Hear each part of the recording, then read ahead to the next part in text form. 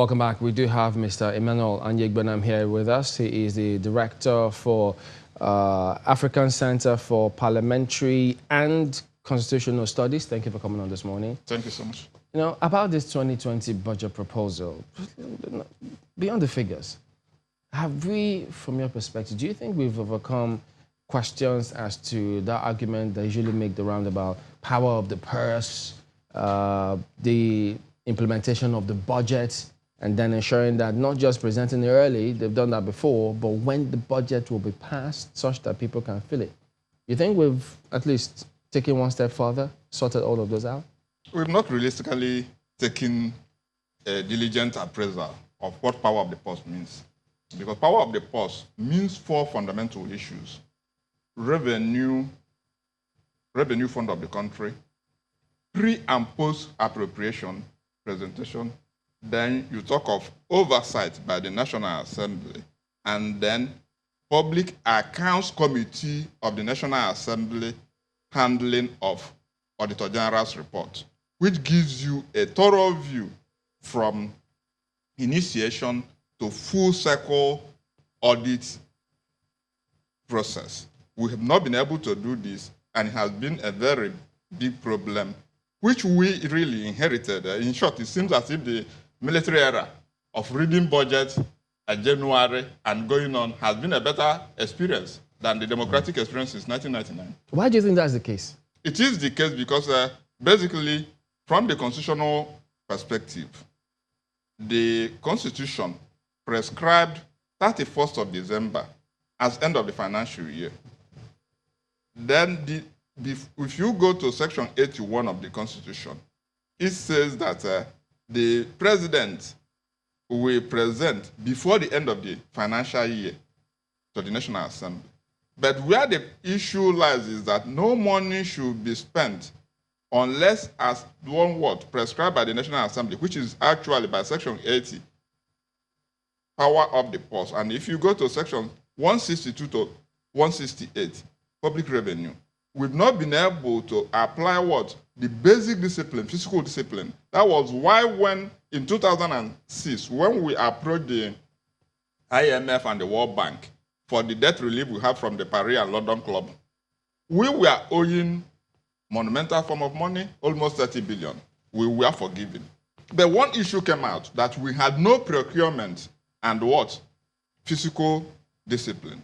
Then they advised on three instruments for us, policy support instruments: Fiscal Responsibility Act, Public Procurement Act, and the Freedom of Information Act. We came in since 2007, enacted this without a Fiscal Responsibility Council up to date. And we have since 2007 up to date, as we speak now, have no Procurement Council. Now you see that after the rituals, whatever rituals you start from December or whatever, the Federal Executive Council will now sit to do what? To award contracts, which is not within their role. So these are the collective problems we have. And then you think of the presentation time of this budget. You are now talking about a 2020 budget. This is September. Next month is the last quarter of the year. The Fiscal Responsibility Act provided that 4 months before the end of the financial year, you present the budget. If you look at it, it's a very interesting piece of legislation. But like I said, there's no council. And then secondly, the Constitution is superior to that because we would have taken a holistic look of what goes on, and then the rainy season in issue of construction becomes another issue. And when the Auditor General tries, as he has done, to present his report, the National Assembly will not take that into consideration, NAITI and the rest of them. So, with all of these challenges, is there any reason why we shouldn't consider a budgeting cycle? Because some have suggested, why don't you have, would it be a good idea to have either a 2, 3, or 4-year budget cycle such that you don't have to every year? Because there are some contracts that, look, if this yearly budget proposal stalls execution of those contracts. If you take a look at the Fiscal Responsibility, that's why we have medium-term expenditure framework for 3 years, for crying out loud. But is it achieving the purpose? The issue is that there is no commitment whatsoever, irrespective of all these snowbearism and the rest of them. As at now, the release of the funds as well is an issue. Like all of us were clamoring. Are you going into zero-based budgeting when you have a medium-term expenditure framework? So if I can just, bring this in. You talked the other time about the distance or the gulf between the budget and the Auditor General's report. Yes.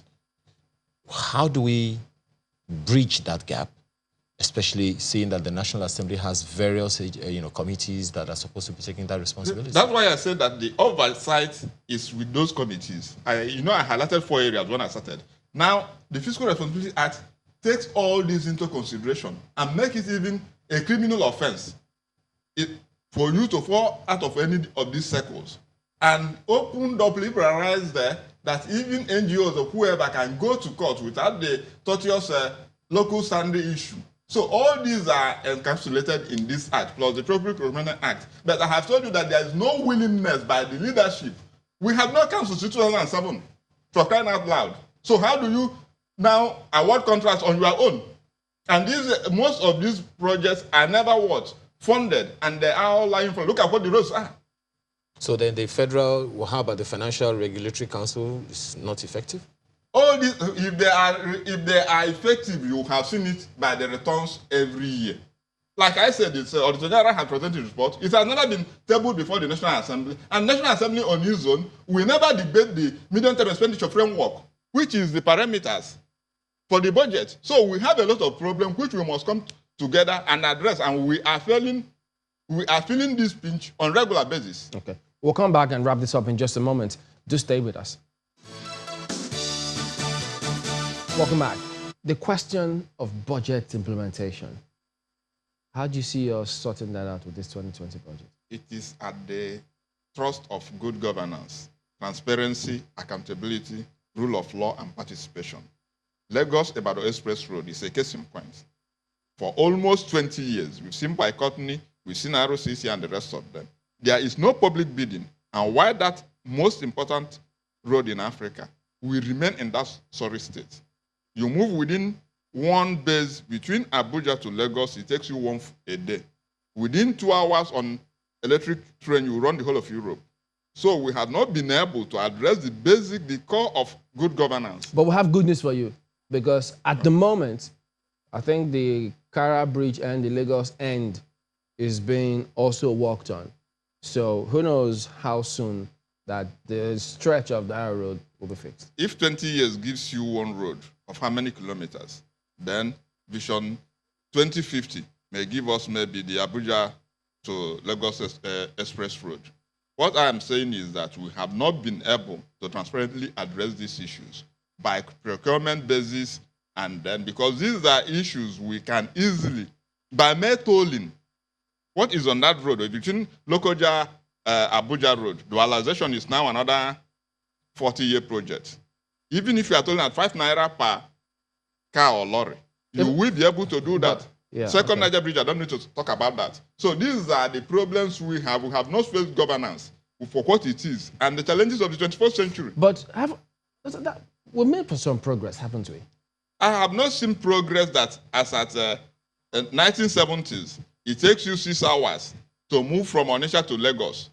And in the 21st century, you are taking 10 hours. Just like I said, if you are embarking on a trip on the road from Abuja to Lagos, you are in a nightmare. Because you may be kidnapped on the road. And then the trailers... Lagos-Ibadan Expressway. The Lagos-Ibadan Expressway, the gridlock in Lagos-Ibadan Expressway, after 20 years investment, and then the trailers and the tanker incidents are not what a country of this level within the 21st century should engage in. As far as this one is concerned, Lagos-Ibadan Expressway, there is a lot of work going on that one. I can tell you that one, because I've been applying the same road since 1979, and I can tell you that what we have now, there's a lot of work that is being done on that road. As at 1979, if you know how many cars you had then, or lorries, because railway was still working. So these are the issues you. So essentially, you are talking. So we have not been able to meet the minds of budget and annual physical discipline, which will take us to the next level, if ever there is a level. All right. Thank you for coming. I don't know what since 17. What have you been looking for on that road, gentlemen? When you're a student, you have to do that. Well, that is the show today. Thank you all for watching. We'll see you tomorrow. I'm Chamberlain, so. Have a wonderful day. I'm Ayo Makinde. And I'm Kayode Okikelu. Thank you. Opinions expressed by guests on this program are those of the maker and do not reflect the views, opinions, and endorsement of Channels Television.